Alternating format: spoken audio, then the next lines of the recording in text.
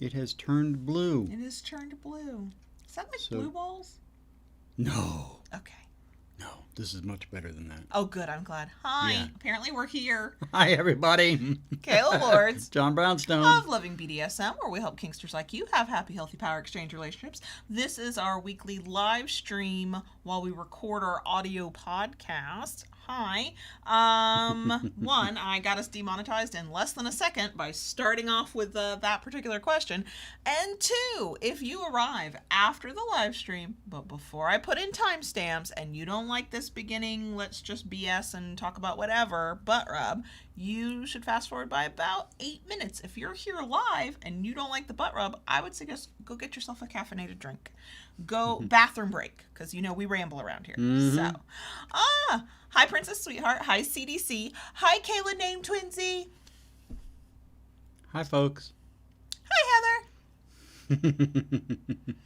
Oh, okay, cool. I'm not gonna lie. First of all, which would you prefer, Heather or Submissive Princess? And I'm not gonna lie, I constantly forget. I can't match up the different names, so we'll just call you whatever until you tell me different. Hi, Willow. Hi, Little Miss. Hi, Mr. Spock. Hello. Mr. Spock, how's that migraine? You okay? I have one of those grating voices. You might have to put me on mute, and I won't be offended. So, hi, Danielle. Hello. Oh, and you're welcome. Glad we could help you out. Mm-hmm. Hopefully we helped you out. I just made an assumption that we helped out. I don't know that we helped you. Yeah. Hope so. But thank you for asking the question and allowing us to answer it. There we go. Yep. We love questions for our Q&A. Hi, Rara. Hi, CPR. Oh, that was my second sip of coffee for the whole day. And since I drink decaf iced tea now, that's the first time I've been caffeinated. I made 2 videos with no caffeine in my system, and I think that deserves something. I don't know why. God damn it. Thanks, Heather. Good girl. Okay, that's mildly better. Also, I offered to cook the hard part of dinner tonight. You did. We're making eggplant parmesan. Yeah. Thank you very much. I've got... I said that wrong, but you know what I meant. Just before we started recording, I started a pot of meat sauce. By adding to an old pot of meat sauce. I had some left over. That was... good Italian grandma that you are. Yes. Hey, my dad was also a good Italian grandma. Yep. I did the same thing. So, I took that from the fridge, put it back into the pot, and added some more sauce, some more seasoning, and now let it simmer all afternoon and it'll make this whole house smell. Get its saucy goodness. Amazing. Or gravy goodness. Oh, yay, Megan! Yeah, Daniel, we might need to dive into the topic of Dom Frenzy. Yeah. Sub Frenzy gets all the attention. And partly because a submissive and sub frenzy can be a danger to themselves. True. But Mm-hmm. Okay, good. Yay, Mr. Spock. Thank God for migraine meds is right. So we got 6 minutes until we officially start. Yeah. We got anything that's butt rub appropriate?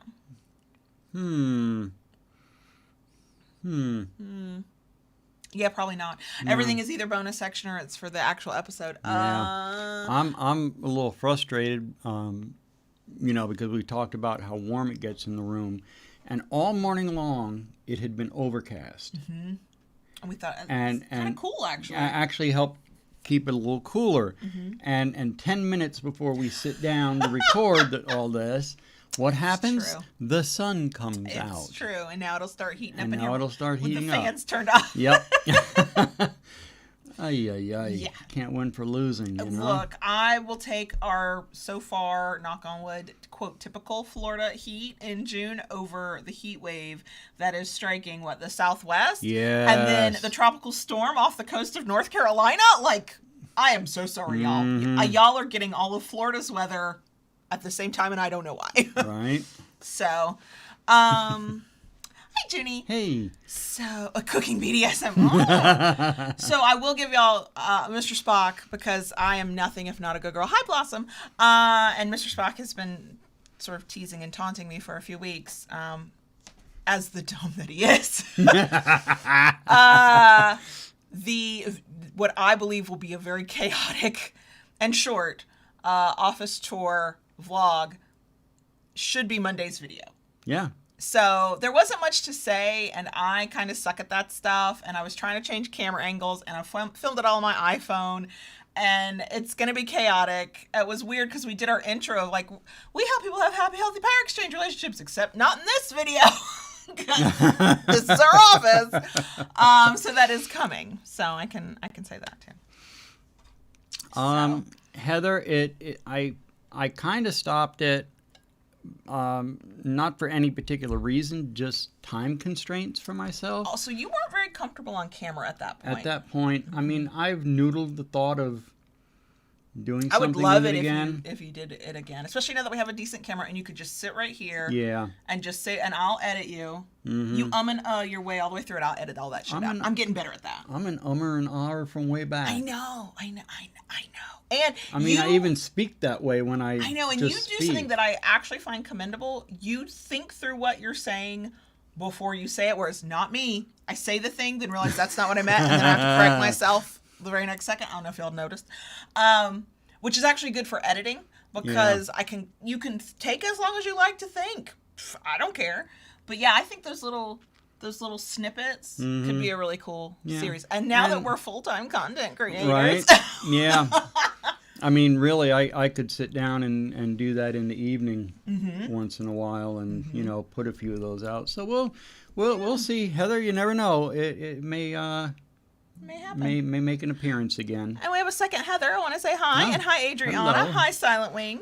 Hi, Taishu. Hi, Liz. And I'm sorry, I'm having a crappy day, Liz. Okay, you keep saying hello. Okay, we got I'll be 2 right minutes. back. Yep. Don't be long. Well, I guess it's fine that you walk away because you are the button pusher. Oh, are we getting another fan on? Oh, Yeah. good. Oh, good. Put on the other ceiling fan.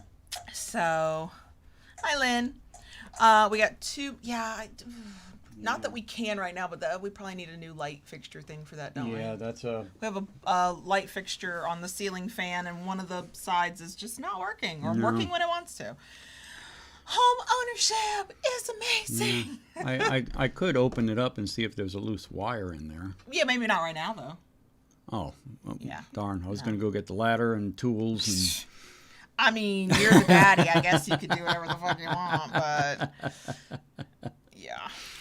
So anywho. Okay, we got 1 more minute. 1 minute. I'll say our shirts, fueled by spankings and caffeine. Yep. An Ignixia design. The link is in the description box, and there's a coupon code. We're not affiliates, so we don't make money off of that, but we don't care because if I had money right now, I'd buy more of Ignixia's designs. But if you use the code LOVINGDS, yes, that's kind of the handle I hate.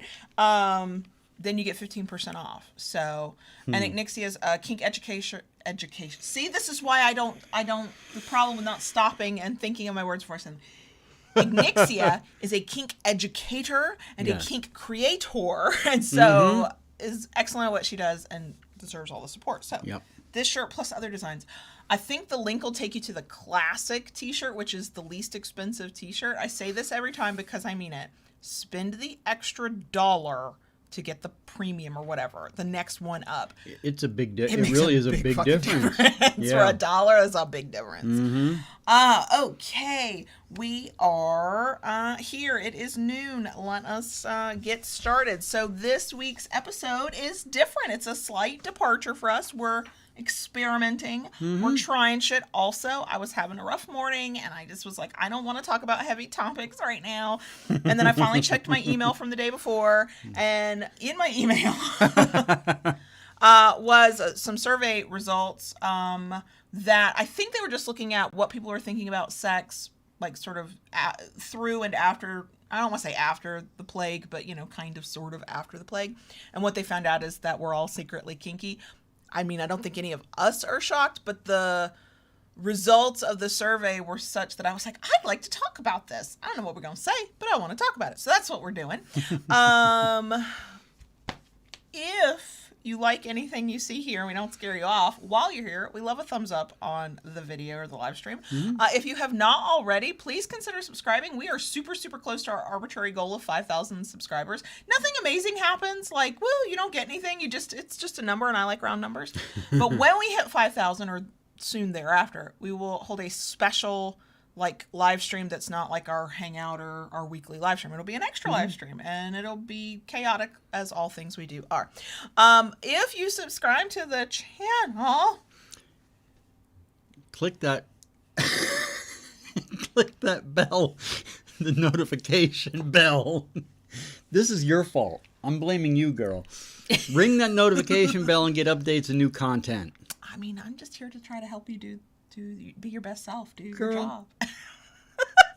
Hi, I love Do you. I need to grab a slapstick? No, I mean, unless we're going to sell some. Because I will. I know you will. Yeah. I know you will.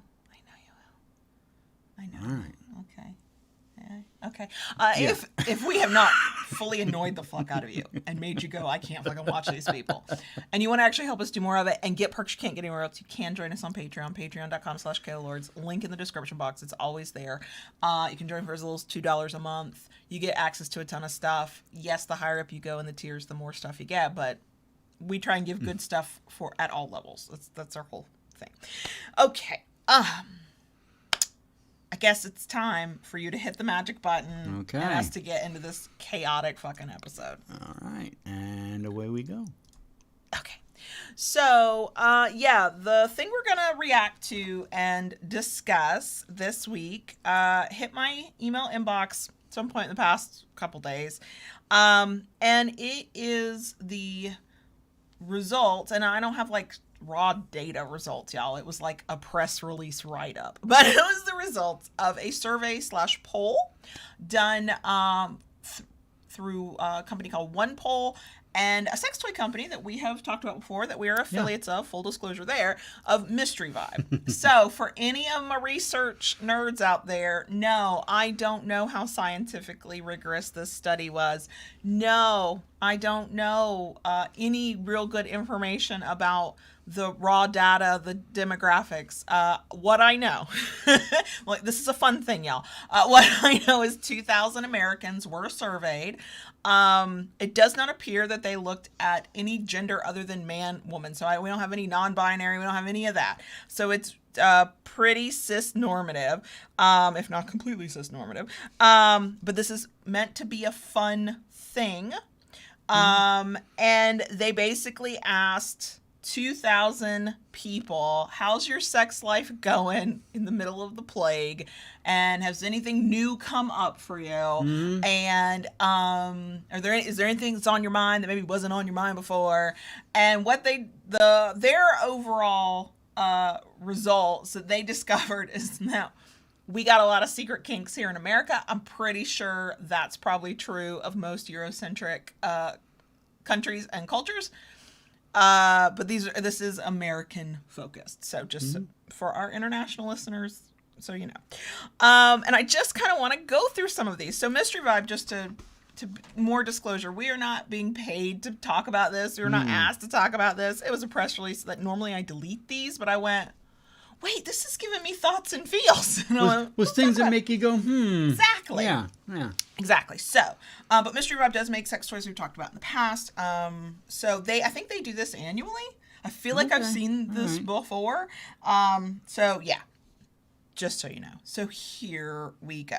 Oh, and we have gotten a question from Kayla, who is my name twin, in the YouTube live stream chat of whether we'll link the article. They actually did not send me any link to an article. I think what they want me to do is to write the article, and what I might do is post that at lovingbdsm.net, and if I do that, then yes, I will make sure that we link it out in the places.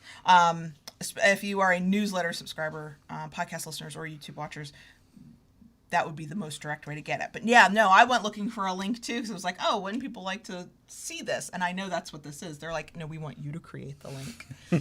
Which thankfully on my to-do list today is write a blog post for Loving BDSM. So ta-da, topic figured out, I guess. So we're going to go through these because some of them were like, meh, and then there got to a point I was like, I have thoughts. So, and on YouTube, if you're watching, you can see I've highlighted, and Yes, I use a purple highlighter. Podcast listeners, I know none of y'all are shocked. Okay.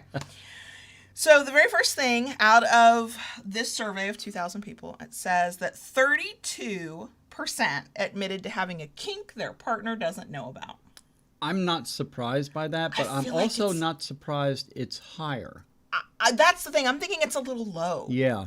I'm thinking it's a little low, especially as we go through these results. A lot of the things that what is kinky to one person is not kinky to another necessarily. Like some things I would go, that's kind of vanilla. To other people is really kinky. So the reason I'm kind of surprised that's not higher is because they loop into their kink sort of categories. They also include like anal, anything anal, certain types of sex toys. It was like, shouldn't this number be higher?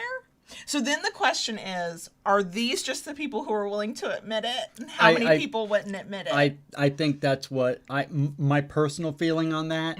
I think there are people who wouldn't admit it because, you know, let's face it, even as kinksters, when I know for myself, when I came into the lifestyle and I hear so many people, you know, other people say the same thing that, you know, because what we like is so fringe, you know, there is a certain shame to liking what we like at first. Yeah, okay? For sure. So, you know, even to just admit, even though it's anonymous.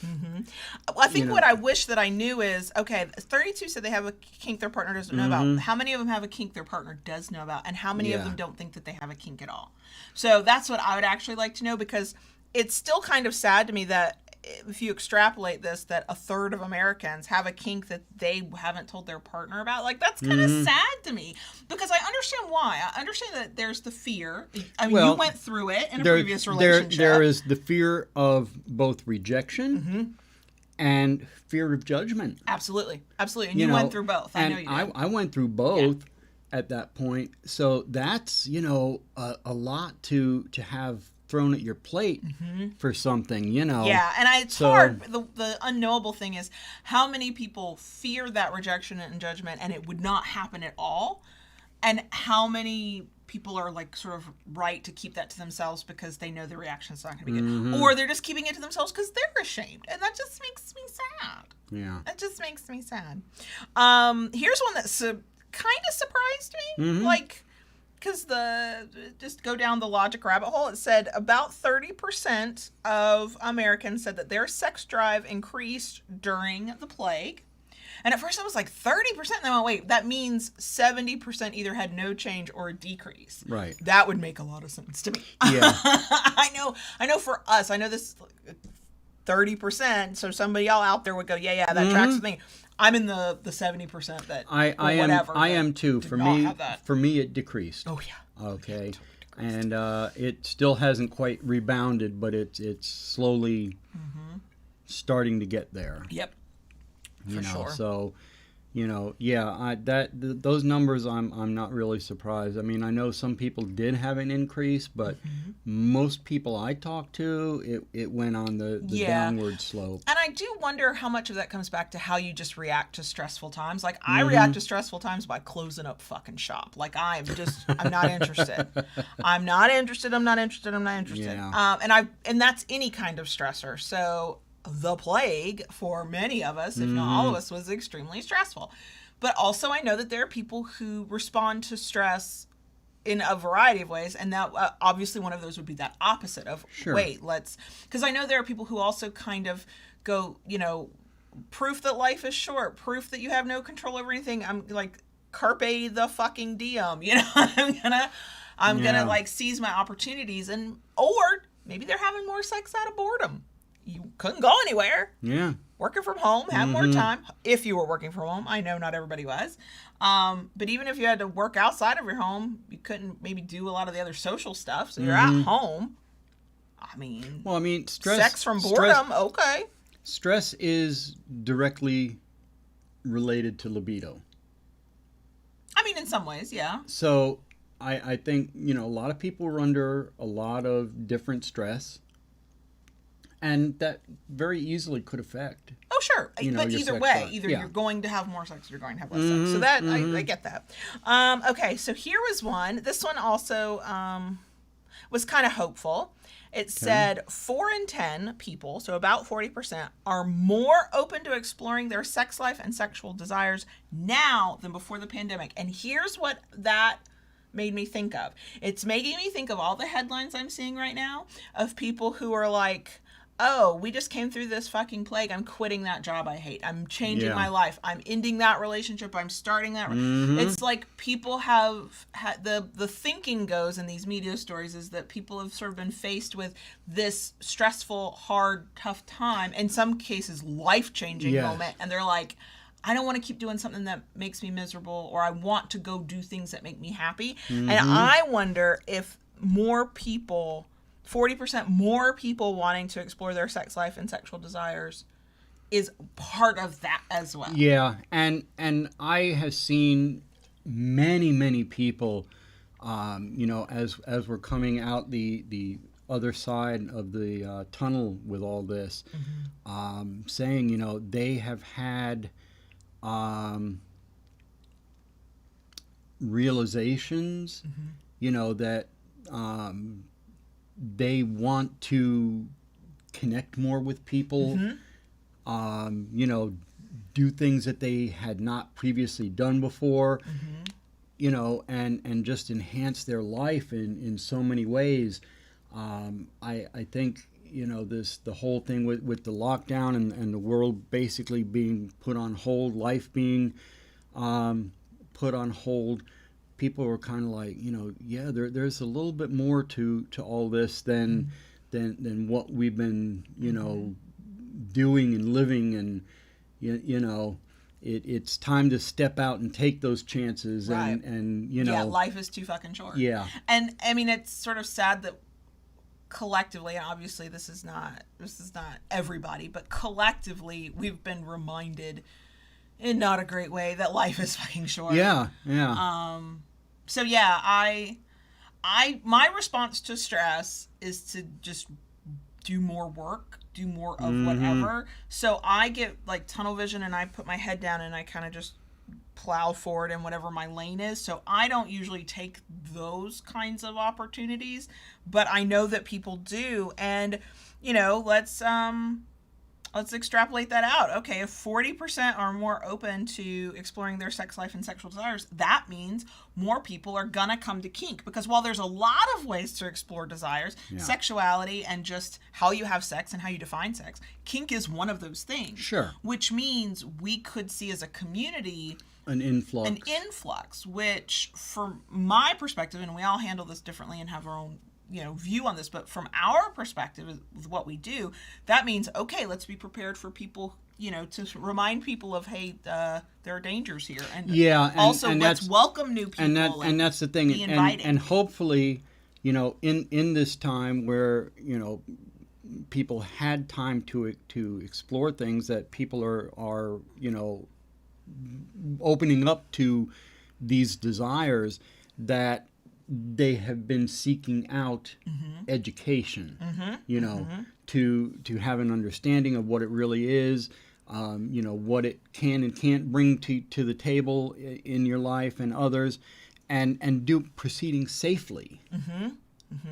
And so I would say, if you're just like out there living your kink life, but you're part of the kink community, it's a little bit, for anybody who was a kinkster pre 50 Shades, probably not at the volume of the post 50 Shades influx, but I think it's going to be something like that, where you're going to get a lot of wide-eyed, starry-eyed, I'm living my BDSM fantasy life folks, and we just kind of have to remember what it was like to be new ourselves. And I would say, especially if you were part of that influx of 50 Shades made you go, wait, I think I'm fucking kinky, let me go out there. Right. We were, Frenzy will be a thing.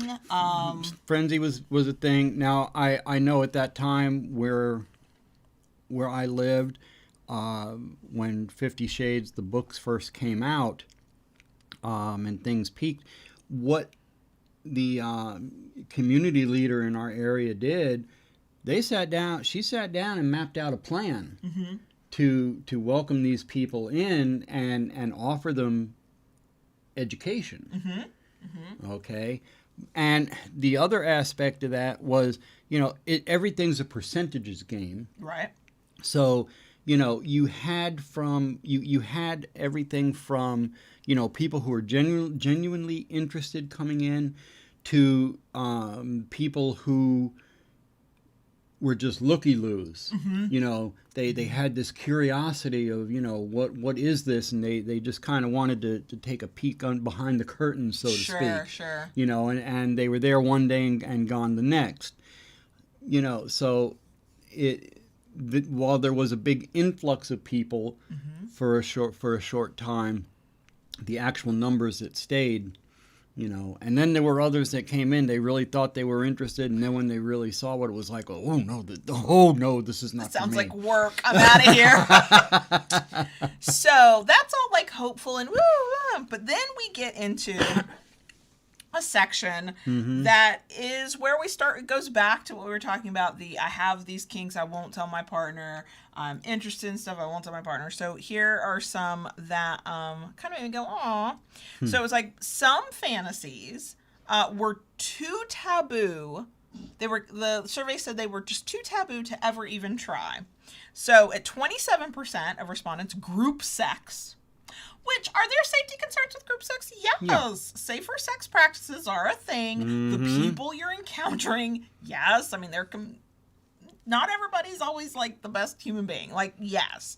But it's like, really? Group sex? Like, this just shows how far down the kink rabbit hole I am. I'm like, that didn't feel too taboo to me. But Well, you know, it probably doesn't at this point. In many ways, I mean, let's but put it this way. We did just come out of a plague where breathing on one another was like, So would I consider that a little riskier than it used to be? Yes, everybody wear your mask if but you you're know, going to do that. let's face it, with anything, whether it's you know, a threesome of any configuration, you know, couple swapping, I know, was it cuck queening? I think so. That's not a term. You know, I know the term, but and then the male equivalent, the other side, cuckold. You know, there needs to be so much communication. oh yeah. But see, that's the thing. It's a risky thing, but it doesn't feel taboo. But for some people, it's so taboo to mention. And then that makes me question, is it because of some of the toxic nature of monogamy? Monogamy, if it's right for you, then it's right for you. But we don't talk about it in a healthy way.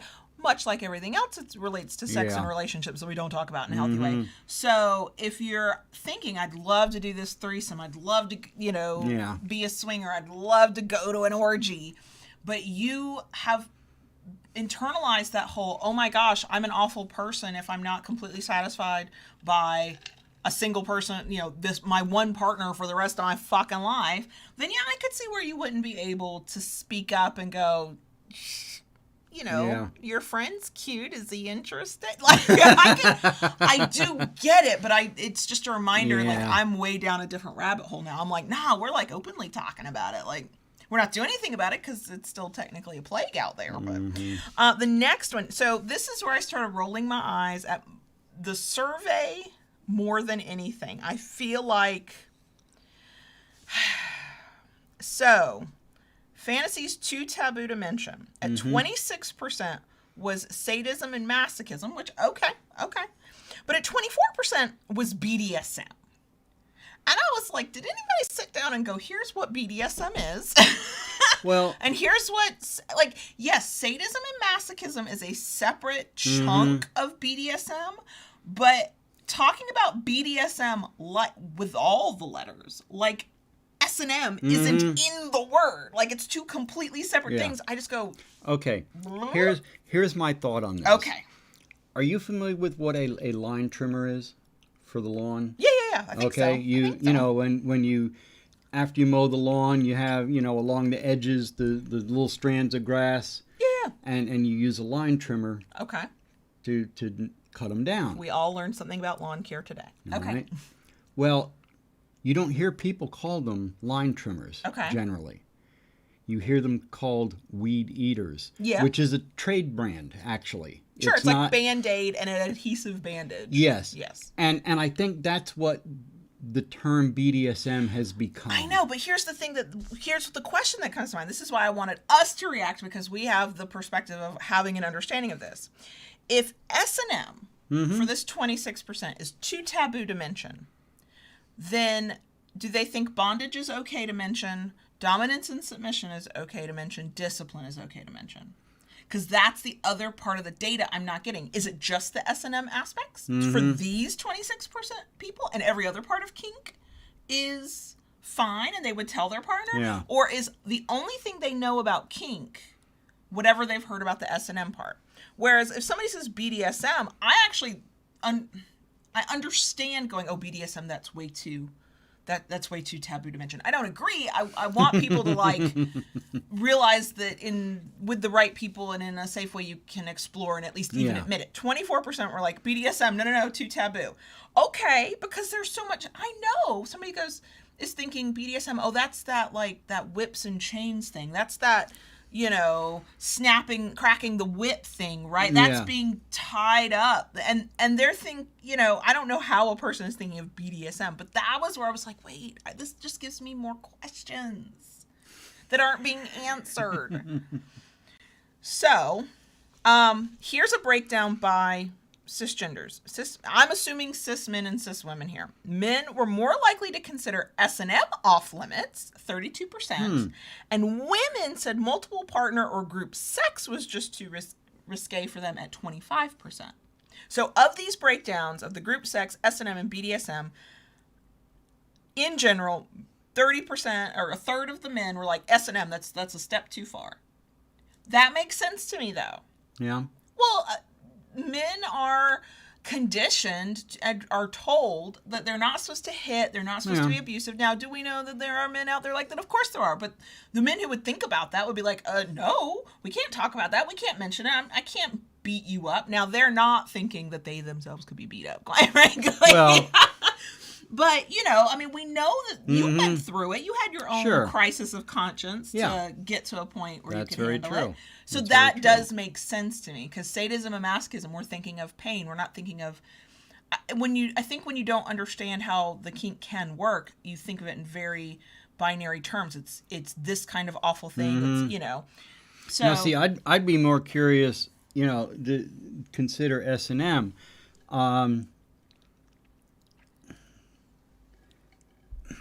Well, they consider it off limits. I would be more curious to have asked a dual question of, would you consider S&M giving? Would you consider S&M receiving? A BDSM test is what these people needed. A version. A version. Yeah. Okay. And that's where some of these kinds of surveys become disappointing to me, because at a surface level, the surface level is, ooh, people are kinkier than they're willing to admit. Well, we all fucking knew that. I mean, that's not a surprise to anybody, I don't think. But it's like, when you start digging deeper, it's like, okay, but how did the survey or poll or however they did this, how did they define these terms? Yeah. And how did they ask them? Because, the real question is, okay, do you want to be on the receiving end of pain? Do you want to be on the giving end? Do you think one is more taboo than the other? These are questions, and I'll bet that there are some studies out there where people have answered these questions, but we're talking about this little survey. Okay, so the next, getting off of that, I told you this would be chaotic, so they did find that 40% of Americans want to try sex toys but are afraid of how their partner will react. That tracks with everything I've ever read, heard, written about, done my own research on sex toys. I'm not surprised by that. But they actually did break it down by looking at some of the most, let's put air quotes on this word, intimidating sex toys. So, of course, like everything, intimidation is in the eye of the beholder. But here were the top 3. 27% said butt plugs were the most intimidating sex toy. 24% said anal beads. And then 23% said whips. Now, here's where I'll stop, because as somebody who's worked with a lot of sex toy companies over the years, if it's not a BDSM shop run by fucking kinksters, they'll call whips every fucking thing. A crop, an actual bull tail, like single tail, whatever that is. Thank you. Bull whip. Floggers, they'll call whips. They'll just call it all whips. So what do they mean by whips? Now, I understand butt plugs and anal beads for 2 reasons. Butt plugs, if you've never done anything anal and you're not quite sure how you feel about it, even a small butt plug, you're like, is that thing fucking fitting up my ass? But if you look at a big one, which the big ones tend to get like the most attention. Some are big, and I have done anal and I know how to do it safely, and I'm still intimidated. anal beads, if you're like completely innocent to anal or new to it, anal beads don't have to be, but they tend to be like long, and they start, the tip is like a teeny tiny bead, and then end, it gets thicker as it goes. Each bead gets a little bigger, yeah. Right. And they're great as a training tool, and they're great for sensation, and if you're into anal, you probably already know. But if you have never done it before and you look at anal beads, you're like, what? Whips, this is why I wanted us to talk about this, because this is where I get annoyed. What the fuck do you mean by whips? Do you mean floggers? Do you mean crops? Do you mean the bullwhip? Like, yeah, I'm intimidated by a fucking bullwhip. So what do we mean here? This is where the kinkster in me gets annoyed. But I will say that a hitty toy of any sort, if you're like not actively in kink and you're not actually practicing impact play or don't know how you feel about impact play yet, that I want you to be a little intimidated by something you're going to hit another human being with. Yeah, Please and see, now to me though, I'm going to nitpick just a little bit. Okay. They say that they termed it as sex toys. Sure. And to me, a whip, a crop, a flogger is not necessarily to me a sex toy. Yeah. Right, because it's not always necessarily about sex. Yeah. Right. Yeah. I mean, if I'm flogging your ass, it's, to a certain extent it is sexual because you do get turned on by it. Right. But using it doesn't fall within our definition of having sex together. True. Right. And it can, because I know for many, I don't want to just say newer kinksters, because I know there are people who would consider themselves kinky, might even consider themselves part of the lifestyle, and their kink expression is inherently and completely sexual. Everything they're doing, it's about sex for them. And we don't talk about that a lot because we talk about the other non-sexual parts of power exchange most often, but that's just a fact of life. And sex toy retailers, Stockroom, Love Honey, Adam and Eve, all of those, they categorize those things as sex toys. They're selling them so that you can go be sexy with one another. And in a survey like this, if you're talking to people that does not say if they narrowed, only talk to people who claim not to be kinky or whatever, probably not. It was probably pretty general.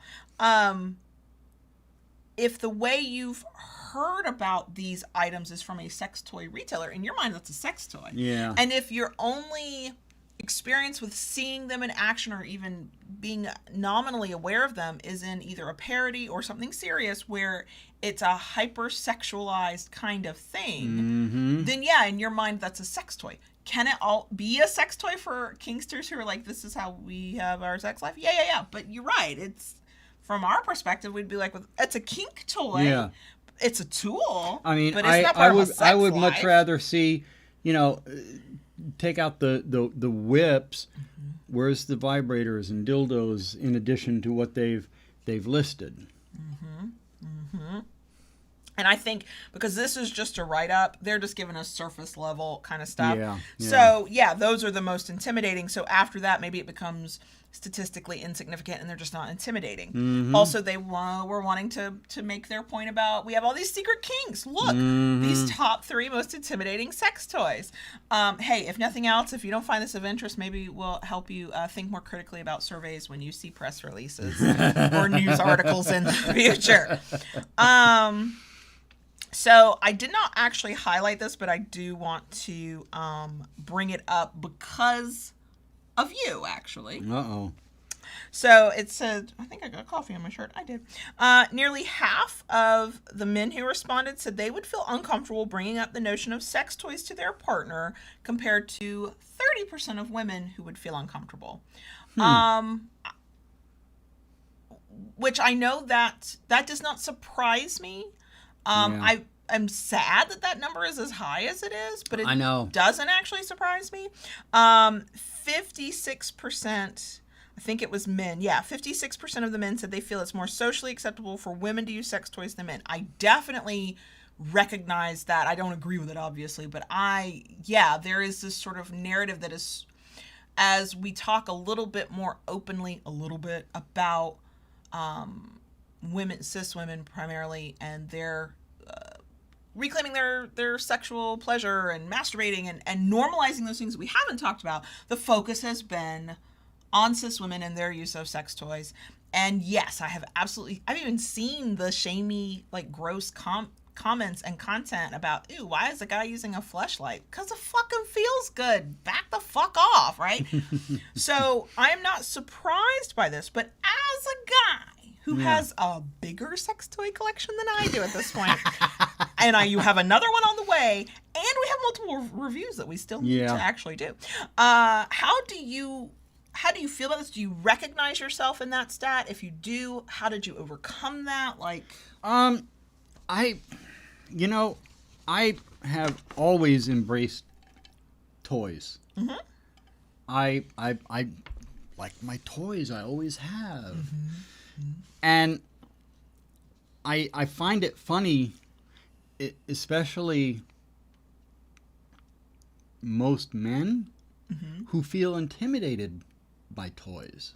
Do you mean that they feel intimidated by their partner using a toy? Yeah. Oh yeah, they think they're going to be replaced. Yeah. Let me just roll my eyes there. And no, it can add so much fun. And here's the thing.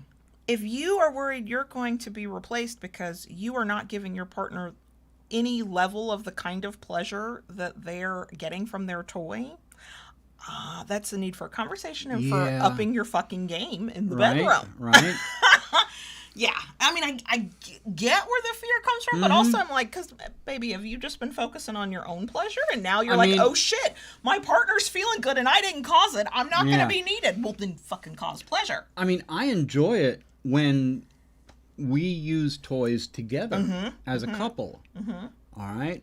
And I have absolutely no problem with you going, when you... Yeah, we actually lifted part of our orgasm control rules because once I dipped my toe into reviewing sex toys, and I'm now going all in, by the way. You're going to see a lot more sex toys coming forward.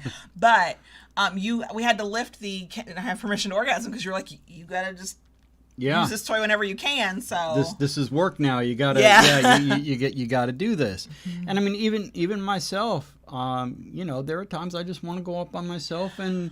I'm not gonna lie. When for like the year or so that our sex drive, for lack of a better term, we've done the episode on libido and why sex drive isn't the best term, but when our sex drives were mismatched, knowing you had your toys to play with and that you were happy being by yourself playing with your toys, the amount of pressure that was lifted for me, I was like, not that you made me feel pressured, like why aren't we having sex, whatever. That's never been a thing for us, but the internalized pressure of, oh my gosh, he's getting his pleasure somewhere other than from me. And am I failing as a submissive and a wife and a partner in general? Because I just don't even have the desire for this. And all of, like, I had to do a mental shift for myself to kind of get myself over that.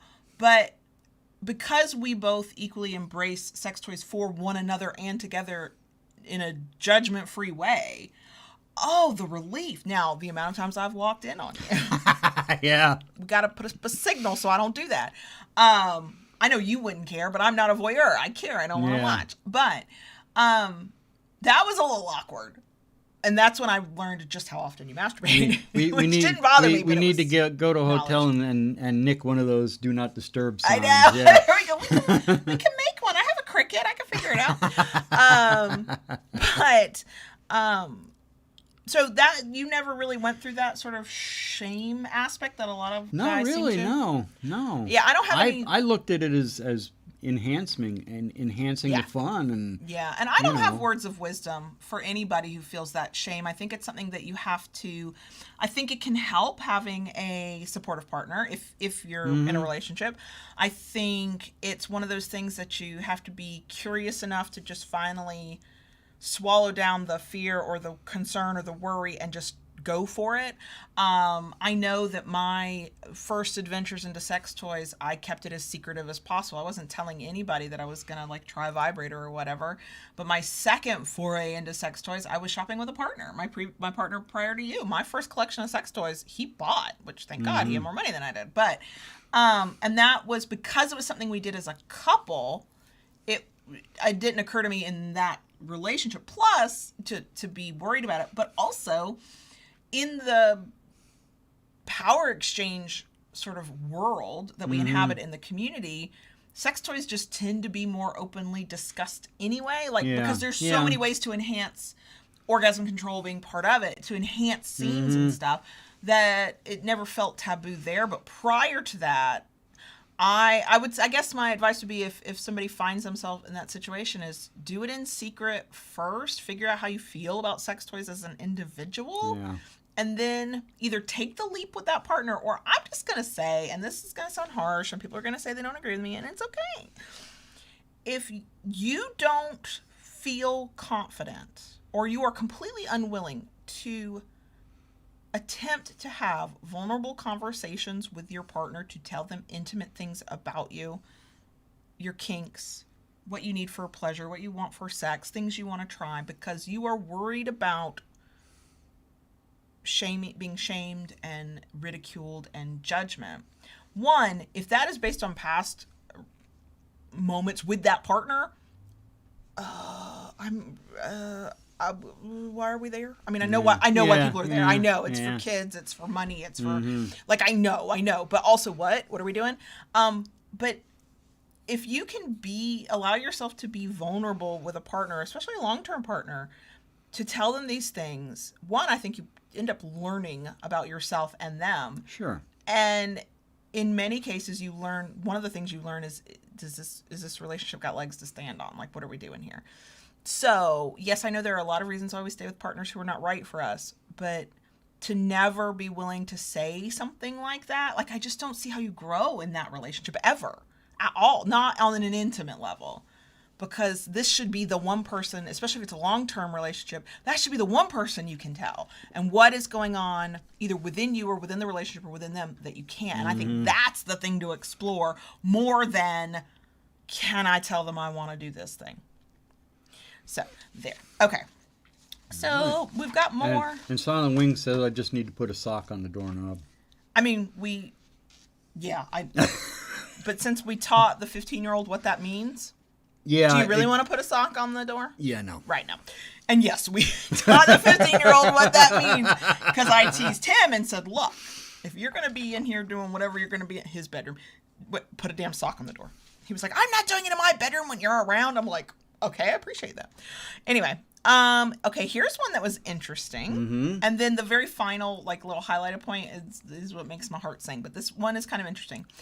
Lack of sexual experimentation was found to be a relationship deal breaker, as a quarter of respondents, so about 25%, said they would break up with a partner who's unwilling to experiment in bed. And that broke down to 34% of men and 19% of women. I am surprised it's that high. That feels high to me. Yeah. Because of all the reasons relationships stay together that have nothing to do with sex. Like, is that a positive thing? Like, if you're not getting your sexual needs fulfilled in a relationship that you want to be a sexual relationship, then wouldn't that make sense? That might end a relationship? Or are we back to, that's a problem of our monogamy culture, of never allowing people to think about how relationships can be structured outside of this one way? Yeah. I don't know. That's, I can... I mean, I guess the only thing I question is, lack of sexual experimentation. So does that mean that there is technically sex occurring in other ways? In other ways, they're not experimenting. It's just not broadening out. I was in a situation where there just was none. Yeah. I mean, I put my former husband in that situation. Yeah, and not proud, but I did. On the other hand, I can kind of understand that if you're looking to experiment and grow through a kink lens. If I know I'm submissive, I remember when I figured it out and I went, holy shit, I know I'm submissive. And I was in a relationship with somebody who was unwilling or unable to, and that's valid, this happens, to go down that path with me. If it felt like a driving need of something I had to explore and I had no way to explore it, I mean, in a relationship that already was not thriving, and it was not well before the Yeah. end, that would be a reason of many to end it. Yeah. But I wonder. Now, I know there are a number of people who love dating non-kinky people who want to sort of teach them, bring them into the fold. Come to the dark side. We've got cookies. Yeah. And there are others who are like, I don't want anything to do with a person who's non-kinky. I just want somebody who knows what they're doing. That was me. Who likes what they like, and let's go from there. That was me.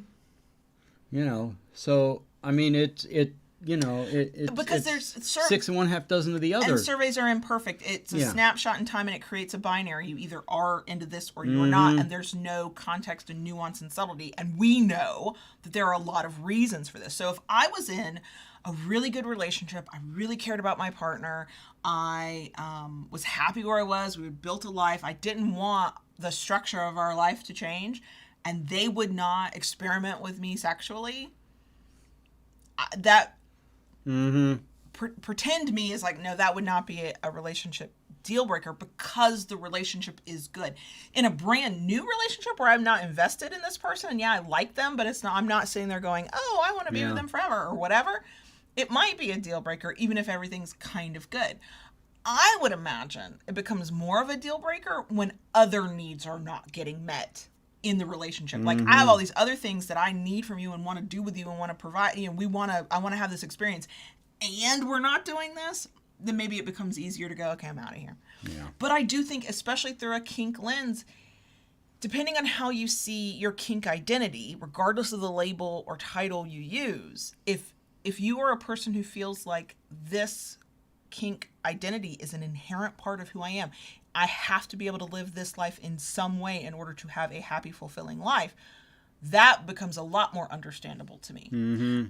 Once I figured out I was submissive, and I kind of, was sort of past the, post-divorce, let's just have random wild sex wherever the opportunity occurs stage that I went through. I condensed my entire college and early 20s experience into like a 6-month period. That's what I did. The things I've done. Anyway, no regrets. Once I was like, okay, I'm not actively looking for a partner, but if I'm putting myself out there as single and looking for a partner, because I understood at that point I was submissive, I only wanted dominant partners. You had to know you were a dominant. You didn't have to just be a dominant, but you had to know you had, I wasn't even gonna give you another glance if you weren't dominant. Yeah. And so I think that is also valid. And I had the good fortune to be single when I figured it out. I don't know what I would have done if I'd been in a vanilla marriage with a very vanilla person and realized how... It's tough. Right. It's tough. So definitely no judgment regardless of how you have or would make that decision for yourself, because there's so many factors to it. Nothing is in a vacuum. It's not just our sexuality. It's not just our kink identity. It's not just anything. It's all of that stuff together. I do want to one last in the whatever, and then there's a rapid fire thing that I wanted to do. But this last little quote from this email I got, it says, of those in a relationship, 57% want to improve their communication skills with their partner about their sex life. And then here's where it made me sad. But they don't know where to start. Yep. Well, if you're kinky, just come to Loving BDSM is what I'm saying. Right. We got you. Yep. But, that... It's not 75%, and it's not 99%, and it's not 100%. It's not perfect, but more than half. Yeah. And I wonder for people in relationships, depending on how the plague impacted their personal lives, were they working from home? Were they apart from their partner? Because one of them is a healthcare worker, as we have several in our live stream chat and who have mentioned that during this episode. How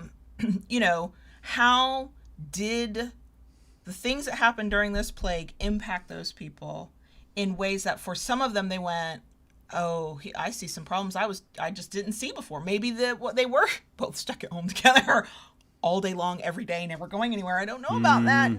Couldn't be us. It was totally us. And maybe that's when you start noticing things that you just didn't notice before. Or maybe you were apart from your partner more than you had been. And then if your communication skills aren't good when you're apart from one another, That will be very clear very quickly. Yeah. So I am curious as to because it'll be unique for everybody, but like, was there a trend in what is bringing these people to wanting? I'm glad to see it. Oh, yeah. I think we all do better when we have better communication skills in our relationships. But it's like, oh, but now I'm more curious. What brings you here? I do, just like we don't get good sex ed, we don't get like good relationship information and education. And we see what caregivers and parental figures in our life went through, good or bad or otherwise. And we learn from that, either I'll never do that, or, oh, okay, apparently that's what you do. We learn as we go through relationships. So any one of us is capable and probably has repeated bad behaviors over and over again until something happened to help us get out of that. But there's no point, like, at your, you hit puberty and they're like, here's how deodorant works. Here's how razors work. Also, here's how good communication with other people work. Like, nobody gets that kind of information. You have to seek it out as an adult to learn it. And usually by the time you're seeking it out, it's because your, life of relationships probably looks like a fucking train wreck. Like, I had to go learn some of that stuff too, because I was like, I am unhappy with these things.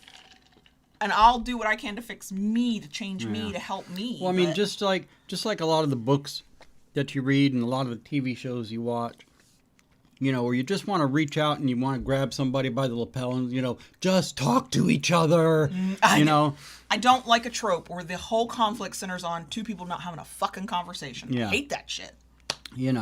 So that frustrates the hell out of me. I do not deny it can be tough to have that conversation because you're dealing with the unknown. And as the human animals that we are, the unknown is scary. Regardless of who you are as a person in the human race, the unknown is frightening. Opening up and being vulnerable on that level, on something that is so intimate, is difficult. All right. I am very lucky in times past. I have been met with things. With you, I have no problem. I can pretty much say anything. There's very little I can shock you with anymore with what I... It could just be that I've gotten really good at, and I have, because of the nature of what we do. People say stuff to me all the time, and outwardly I go, oh, okay. Now, on the inside, I might be like, what the actual fuck did I just hear? But I have learned to listen in a non-judgmental way. But no, part of the reason I can give you that space, one, my own maturation as a human being. Two, because you give it back. I might purposely shock you so you laugh, because I do that, because that makes me happy. But you have proven time and time again that there is almost nothing I could say that would make you see me differently. No. Could I admit to a betrayal or a lie? Of course, those kinds of things. But me going, hey, I had this wild fantasy of, a cactus, a dildo, and a stranger off the street. What do you think of that? For the record, I have not had that fantasy. The cactus just sounds painful. And I don't deal well with strangers. But you would go, huh, okay, tell me more.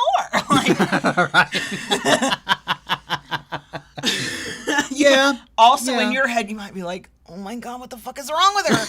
But you would give me the space in a judgment-free way to just say what is on my mind. And I think that is the best thing that any one person can give another person who, in our life, who deserves it. So one of the things, eventually we are going to do the episode on vulnerability based on a lot of Brene Brown's work, because I love Brene Brown. But one of the things that, when I was first reading her information about and consuming like TED Talks and stuff about vulnerability, I was like, you have to be vulnerable with people. And I internalized that as with all people. And it was like, I think like the third video or the third thing I read, something where she finally went, no, you're not vulnerable with all people. You're vulnerable with the people who are important people in your life that have proven that they can be those people. So yes, us, ideally a spouse, a parental figure, a best friend, like not everybody gets to see you at that most vulnerable. But in a relationship, like in a kink relationship, because that's who we are. If I couldn't be vulnerable with you, to tell you those things that you might not understand, or you might not like even agree with, or you might not like, but like for me, it's what the fuck are we doing here? Yeah. Let me tell you about the cactus, the dildo, and the stranger off the street, please. I do have questions about the cactus, though. Is it a real cactus, or is it something that resembles a cactus? I mean, you know. Oh my god. Oh god. Oh my god. Look, that is what happens when I try to think off the cuff and I just start pulling random words together. This is what you get, okay?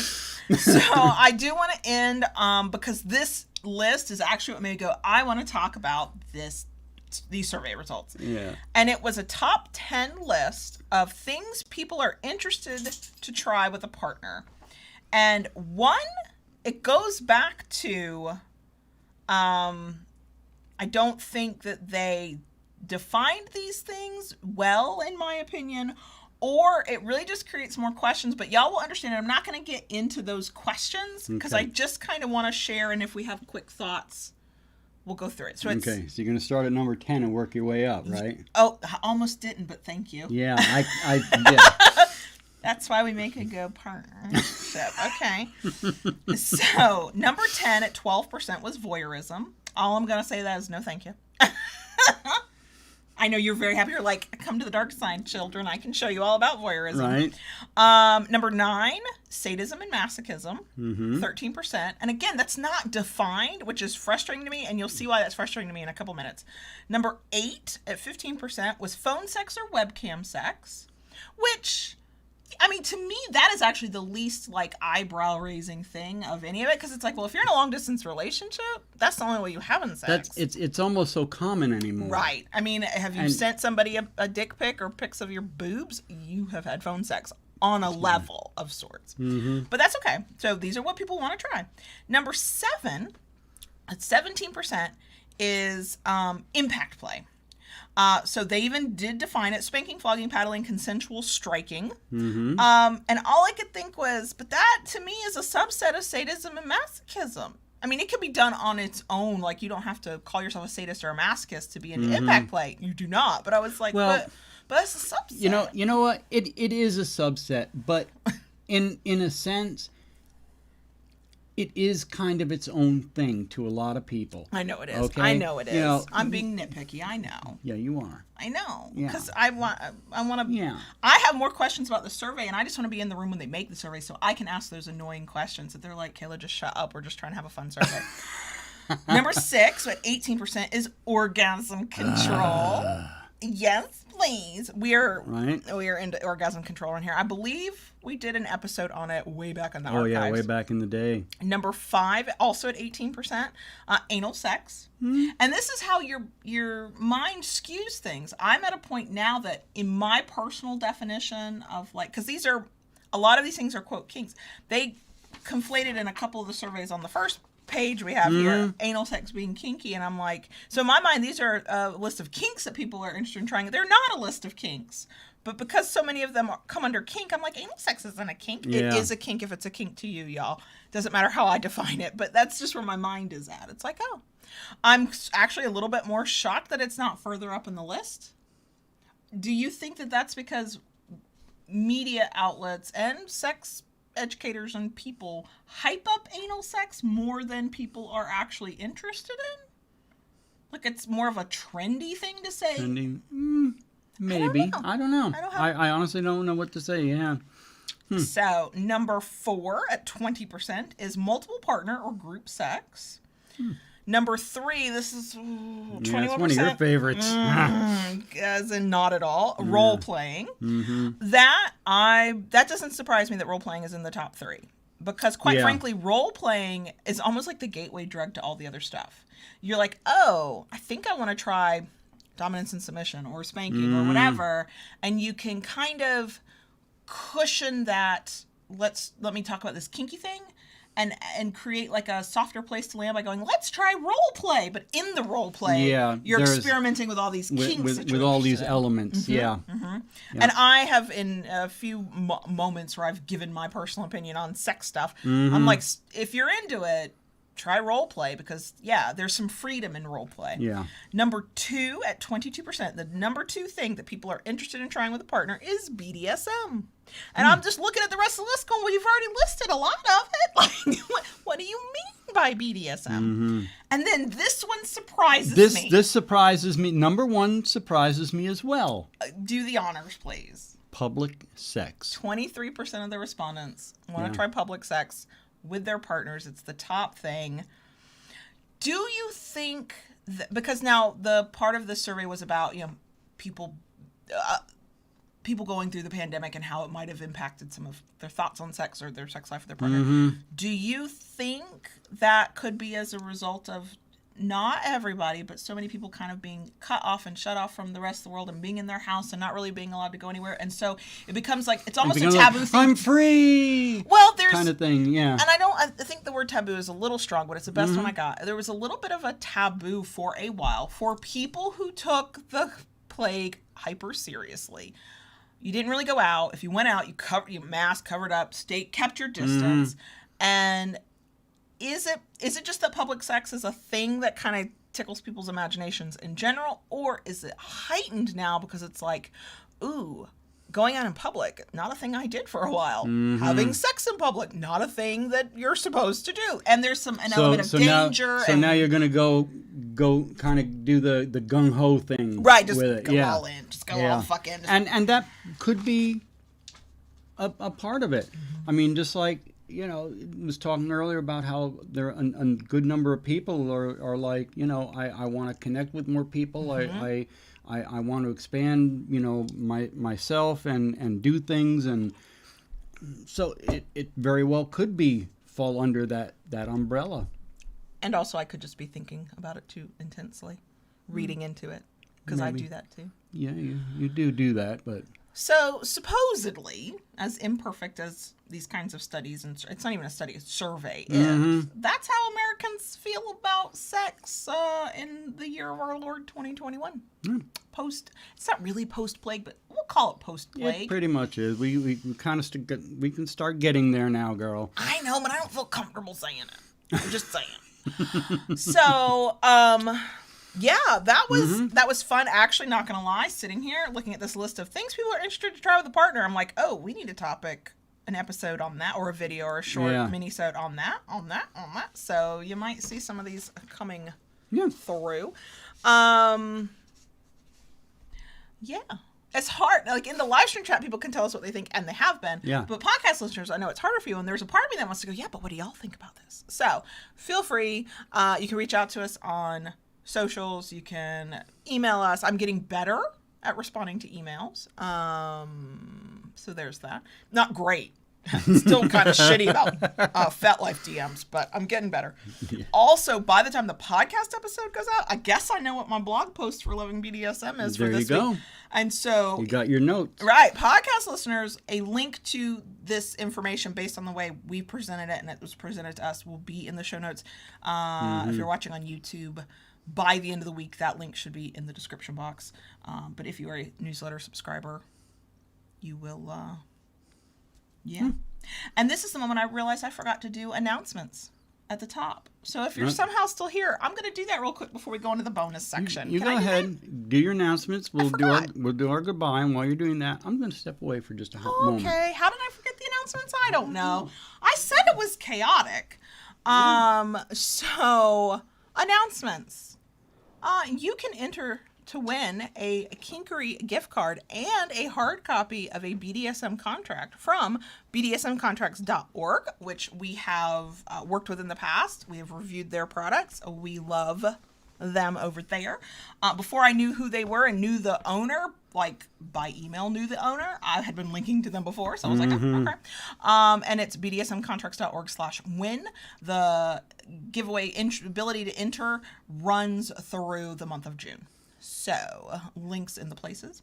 And then the other thing I forgot to mention at the top of this episode was that this Friday, June 18th, so the day the podcast audio drops, is our monthly YouTube hangout, 9:30 p.m. Eastern. This Friday. We go, if we're not sick, and we don't have to be up early the next morning, we try to go till midnight. Sometimes we go later. I don't see us going later, but we might. I don't know. And it's just to hang out. It's not. We're not talking about anything special. There's a lot of talk about food, beverages, childhood TV shows, books, movies, all kinds of stuff. It's like a virtual munch. I've sort of started calling it a virtual munch. So there's that. And let me check my notes because I didn't do that for this episode. Okay, there we go. I can't believe I did that. So now we can go into the bonus section. So are we good? Yeah, clearly not. I'm doing the show in reverse. Might as well have done the bonus section Is first. it reverse day? It's opposite day. Yeah. Yeah. Okay. Okay. Keep it kinky, y'all. And we'll see you next week.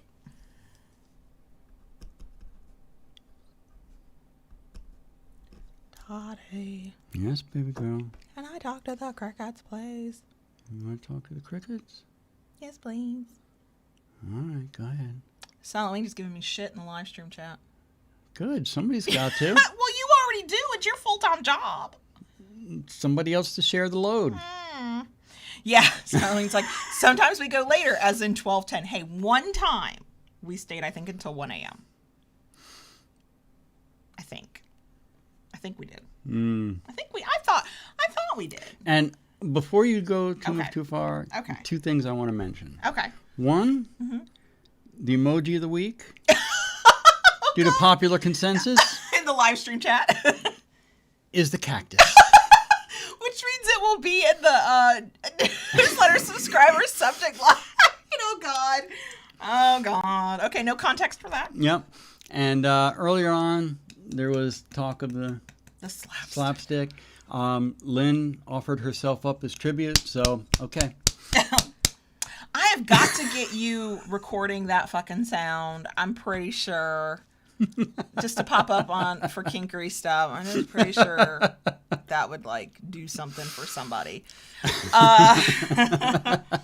So what do we got for bonus section?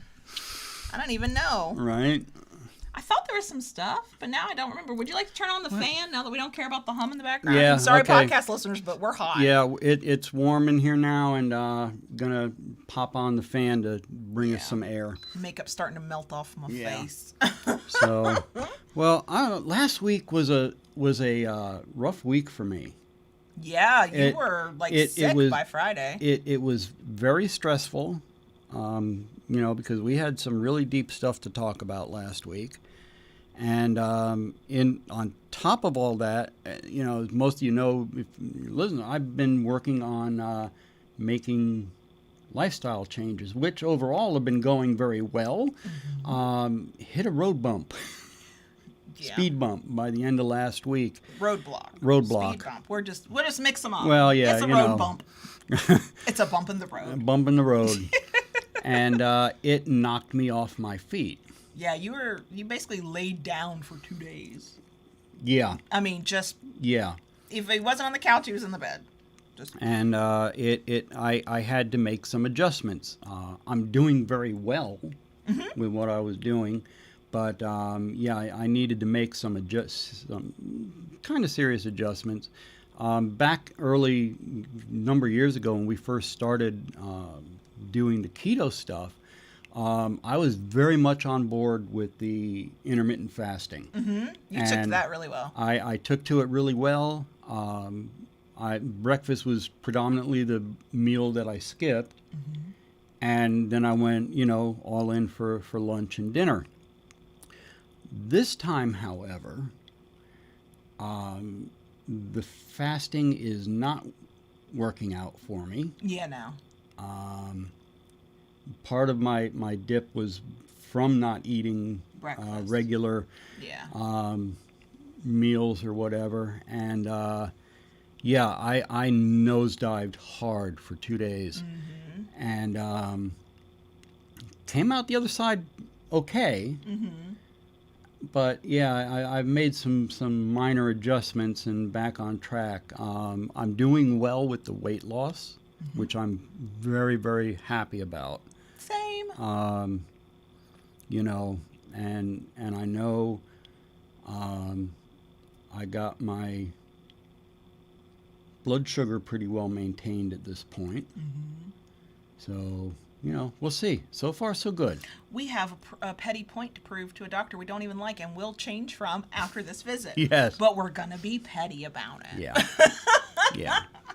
But anyway, that kind of, how my week went last week.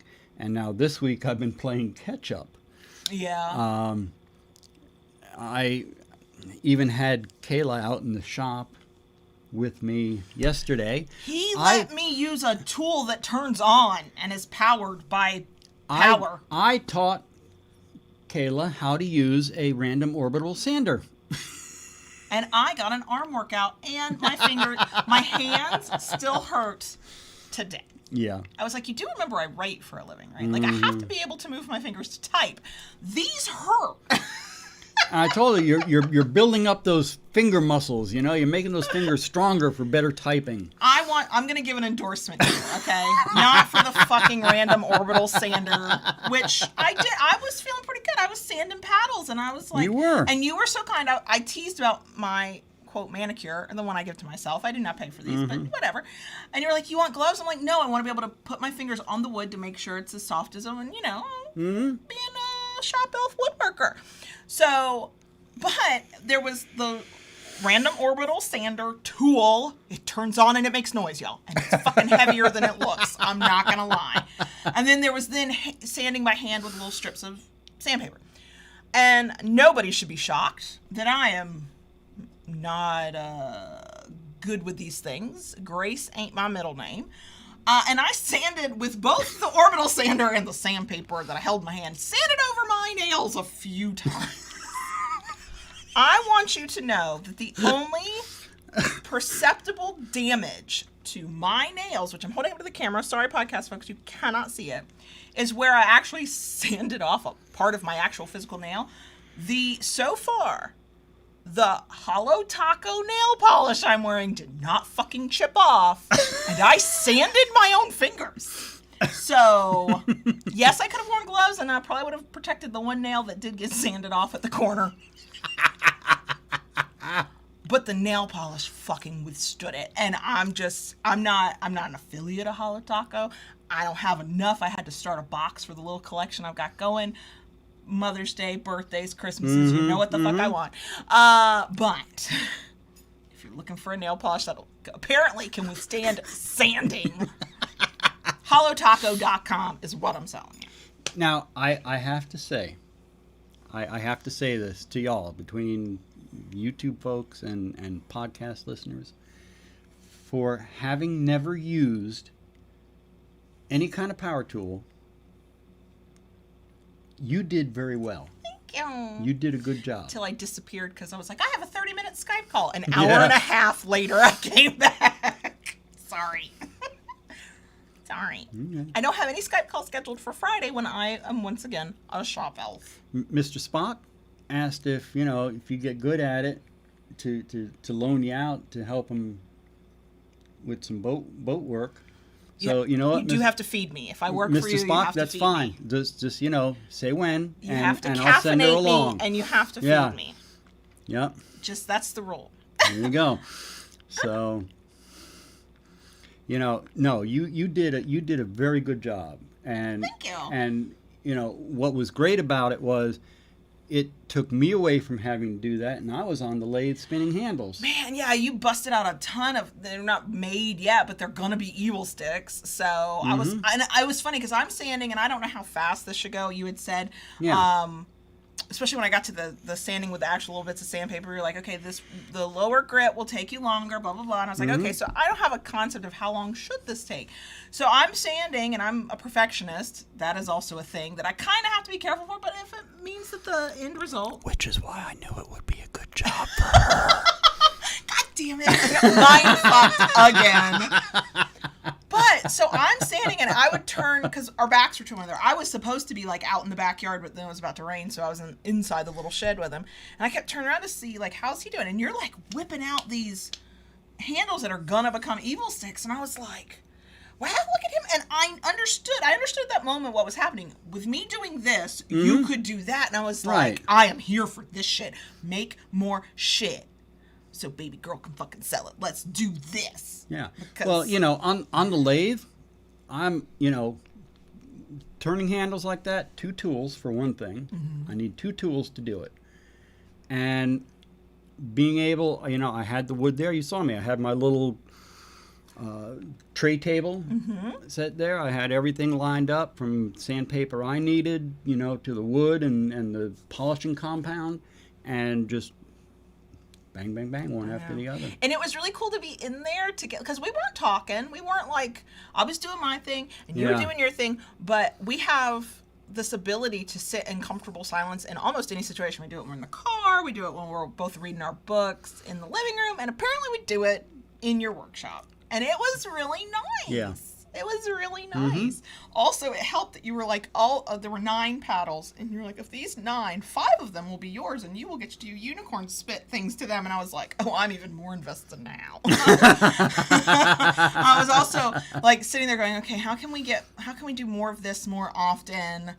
Because I want to I've got big goals and plans, because we don't have a choice anymore. Silent Wing made a suggestion that I really like. Oh God, what? Will work for coffee shirt? Is there a will work for coffee shirt? I think it needs to be, a will work for coffee. Not one that we have, but also I think there should be a will kink for coffee, because I will kink for coffee. Yeah. Just saying. I mean, my kink might be service submissive with a random orbital sander, but you kink your way, I'll kink my way. Have Sander will travel. I really did. I'm such a weakling. I have no real good arm strength. The most arm kind of workout I get is holding onto Lola's leash when we walk her, and she sees something that she wants to go after. So I mean, I'm getting a little bit, but every 2 paddles, I was like, I had to turn the sander off, put it down, shake out my arms. Then I had to keep doing messing with my fingers to try and get the, pardon the expression, get the kinks worked out of those. But yeah, I really enjoyed it. And then so I was gone on that 30-minute Skype call for an hour and a half, and I came back and I felt guilty because I was late, but then I got annoyed because you were finishing my job. I was like, but I'm supposed to do this. Why are you doing it? I knew why you were doing it. I had not been there. I'm gonna get my pay docked. I know, but and I got my stack done for the day. So, oh my gosh. Do we have any pet updates? Lola's wonderful. She does. So I gave the little not sneak peek, but sort of spoiler alert to the YouTube live stream. For podcast listeners, we just filmed a very chaotic office tour that'll go up on the Loving BDSM YouTube channel. Should be by the Monday after this goes out. But Lola does feature in it. You can see all of Lola a couple of times in it, depending on how the editing goes. But you'll see Lola. So she's a camera hog. She's just living her best life. I'm trying to point out the love seat that is her love seat, and she's laying next to it, making me a liar. I'm like, bitch, I know that's your seat. Why aren't you in it? Right. It's fine. The cats are just... They're the cats. They're the cats. They're still going after one another. Onyx slept next to me in the middle of the night. I woke up to her pressed against my leg, not moving. I was both burning up hot and desperate to move, but also in love. I was like, she loves me. She really loves me. So that was nice. And we started a new TV show, courtesy of the 15-year-old. Yeah, he got us hooked. He was in season 5, and we kind of started watching over his shoulder a little bit here and there, and it was intriguing enough. This week we sat down and started watching Lucifer from season 1. Yeah, and I don't know any of the backstory about Lucifer season 1, now season 2. We're in season 2. Yeah, we're halfway through season 2 now, yeah. Lucifer in season 5, he's clearly had some shifts and changes. 15-year-old's like, I like who Lucifer becomes by season 5, and I'm over here going, yeah, but I said, yeah, he's fine, but I really like early days Lucifer, because, I'm sorry, early days Lucifer is hitting some serious, turn-ons of mine. Tall, dark, and handsome, irreverent, clearly kinky. I mean, I was a little disappointed. There was one scene, the kind of the running gag is there's always a naked person somewhere near him, usually a woman. And there was a mention of bondage or whatever, and candle wax. He was dripping candle wax on some beautiful, gorgeous woman doing her best porn star fake orgasm sounds. Yeah. And then he went over to like his stuff and he pulled out the whipped cream, and I was like, God damn it, Lucifer. You should know better of all people. But, you know, they didn't ask me before they wrote that episode, so what can I tell them? But, yes, I should be a kink. Should I be a kink consultant on some of these shows? No, I should not. I don't think I'm not they're more qualified kink educators, but I would ruin all of their drama. Tropes. Because I'd be like, tell them to have them fucking have a conversation. Cut through the bullshit. Stop this bullshit of they're in conflict because they just won't talk to one another. Fuck that shit. Yeah. Yeah, they wouldn't keep me around for very long for that. But so I would tell them, don't put whipped cream in his kink kit. In his like, kink bag. What the fuck? In his toy bag. Yeah, I know. Yeah. But yeah, it's been an enjoyable show. And we've been having fun watching it. And someone mentioned several people mentioned the live stream tonight is episode 2 of Loki. Tonight, huh? Yeah. Oh, you mean tonight is Loki? Tonight. I thought you meant we were live streaming tonight. I'm like, no, we're not live streaming. No. It's daylight outside. I feel the Florida heat emanating through Yes, the I do office. too. Yes, but yes, the next episode of Loki. Yeah. Can't wait. Mm-hmm. Can't wait. Yeah. Looking forward to that. And yeah, we've just been being us and Yeah. doing stuff and And I'm just trying not to have any breakdowns or crises or same here. yeah, we're just doing our thing. Yep. As always. One day after the other, one foot in front of the other. And now I know how to work a random orbital sander. Yeah, you do. Yeah, you do. Have to step you up once you get good with Jesus it. you know. Christ. Look, I can only do things that my manicure can tolerate. That's my limit. That's my boundary.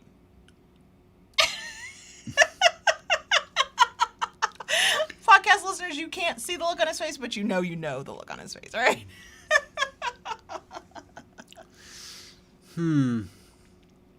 Sounds like I've just been given a challenge to push some boundaries. God damn it. Hey, if it means we get more product out, I'm here for it. Here for it. Here for it. Yeah. Junie asked a question that somebody else might be thinking, so let's answer it. Do you have to have the knowledge of the whole lore to enjoy Loki, or is it standalone? I think there's some little bits that you'll be like, what? I think so far in the first episode, I think you could be fine not having watched all the Marvel movies, because they do kind of catch you up on what happens and what in that moment is Loki's quote future that he hasn't lived yet. But it did not. I didn't feel like there were. Like I felt like it kind of could stand alone.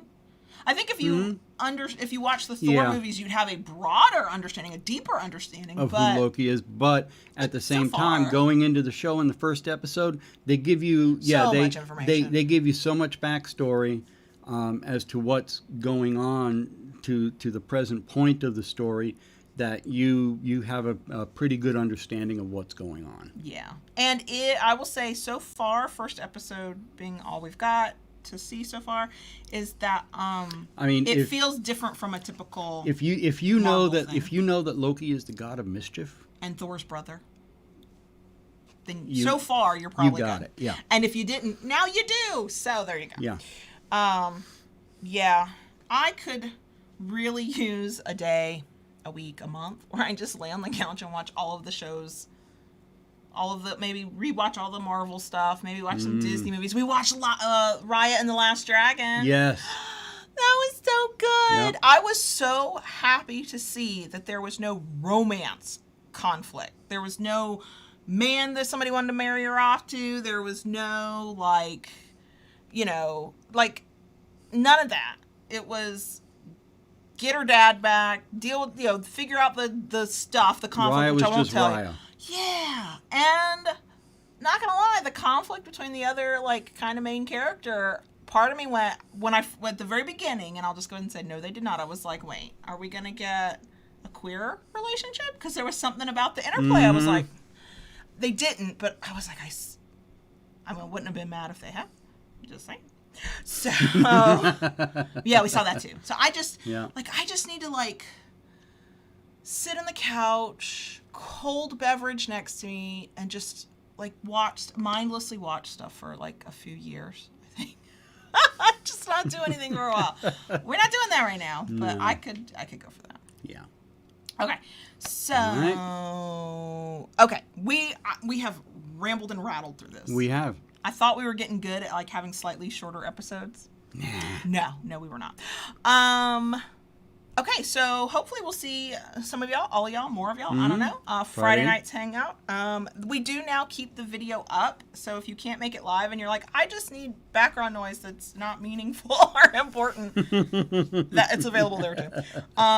So yeah, we're gonna go. Mm-hmm. We got other things that we got to get done. Yeah. Apparently, I got a blog post to write. So Yeah, you there'll do. be something written to go with this episode. Get those fingers busy, girl. Working on it. Okay, so we will talk to y'all later. Yeah. Be back next week with more stuff. Friday night Absolutely. hangout. Blah, blah, blah. We love you guys. Mm-hmm.